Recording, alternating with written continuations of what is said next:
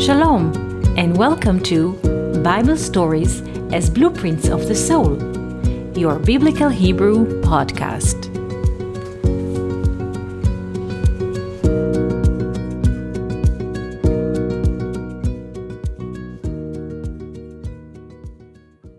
Shalom and welcome to our Biblical Hebrew podcast. In Genesis 32, Jacob sends an offering to his brother Esau. He wants to ease his mind and to calm his anger. For before Jacob left the land of Canaan and ran to his uncle's house Laban, he convinced his brother Esau to give him the right of the firstborn, and then a few years later, with the help of his mother, Rebekah, he also received from his father Isaac the firstborn blessing. Esau was upset,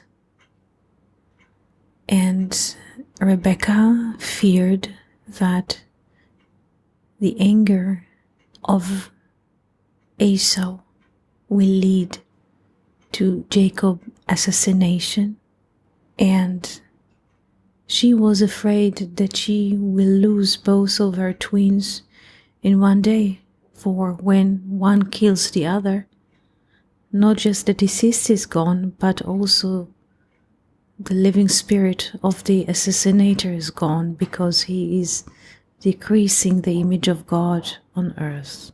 Jacob is aware of all of this, and he is preparing a great offering to ease the anger of his brother.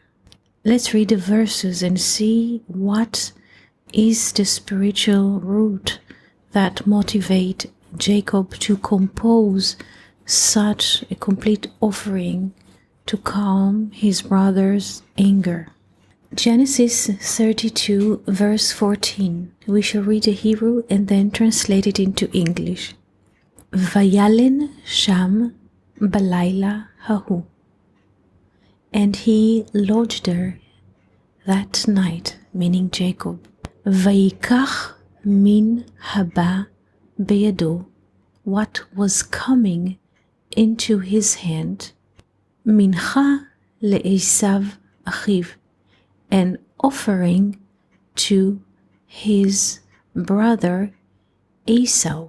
The key word in this Hebrew verse is beyado, beyado, meaning in English, in his hand.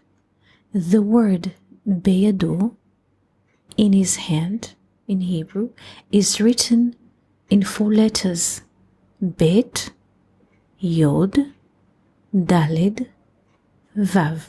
The letter Bet means in English in Hebrew Be, and his hand is Yado, in Hebrew 3 letters: Yod, Daled, Vav. Yado, his hand. The volume of the word Yado, his hand, is 24. Yod is 10, Daled is 4, together they 14, and Vav is 6, so together is 20. Now, with the letter Bet, it means 22.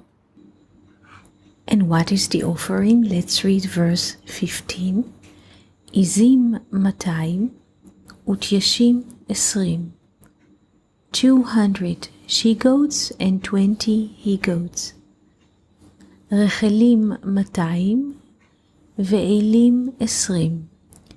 200 ewes and 20 rams.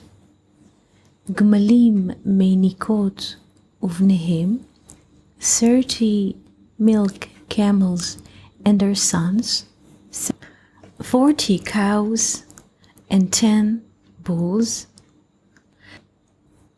20 female donkeys, and 10 foals Vayiten beyad avadav, and he gave in the hand of his servants eder levado, every drove by itself. Vayomer el avadav, and he told his servants, Ivru lefanai, pass before me. Verevach tasimu ben eder uvein eder, and you shall put a space between drove and a drove. So far, those are the relevant verses. But what does it mean? What kind of an offering Jacob sends to his brother Esau? What does this detailed list is implying? There are several ways to look at this offering, and we at a moment will introduce one of the perspectives. There are more. One perspective is that we count all the details and summarize them up. For instance, 200 she-goats and 20 he-goats makes it 220. 200 ewes and 20 rams, again 220. So if we summarize them together, 220 and 220, we have in total 440. This is the first sum. Now, in the next verse, we read about 30 milk camels and their sons, meaning the mothers are 30 milk camels, breastfeeding camels, and 30 are their babies. So together we have 60. Now, we counted so far 440 items or animals, and now we add to this sum, to the 440, we add 60. Together, there's a list of 500. Now, 40 cows and 10 bulls. 40 cows and 10 bulls make it, 40 plus 10 makes it 50.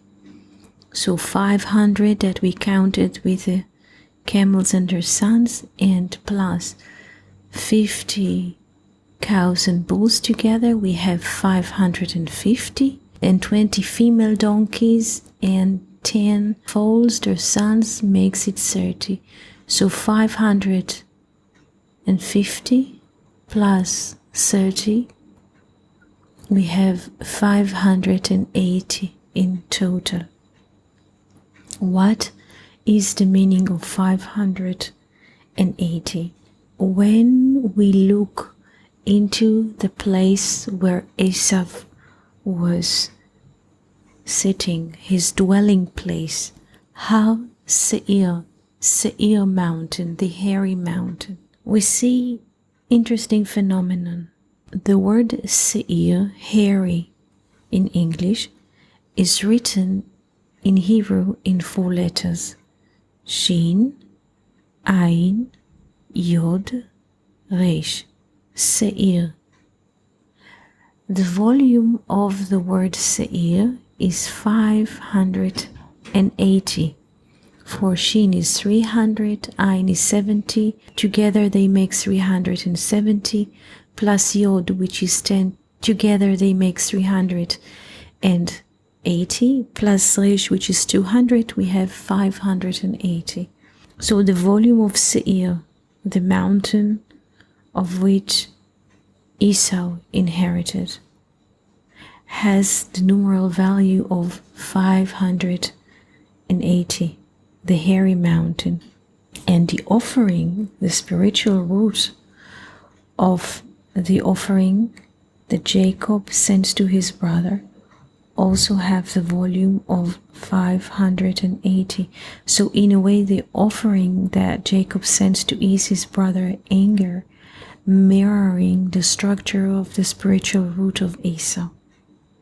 And when he acts in a way that the lower picture of the animals which are walking on earth are mirroring a higher picture of spiritual root, then he can act in the spiritual root of his brother and ease his anger because he knows what he needs. Another interesting perspective that the Bible's introduced to us is the fact that Jacob says, and I am a smooth person, meaning Va'anochi ish chalak, because Jacob was born without hair. Chalak in English means smooth, and Esau was born with hair.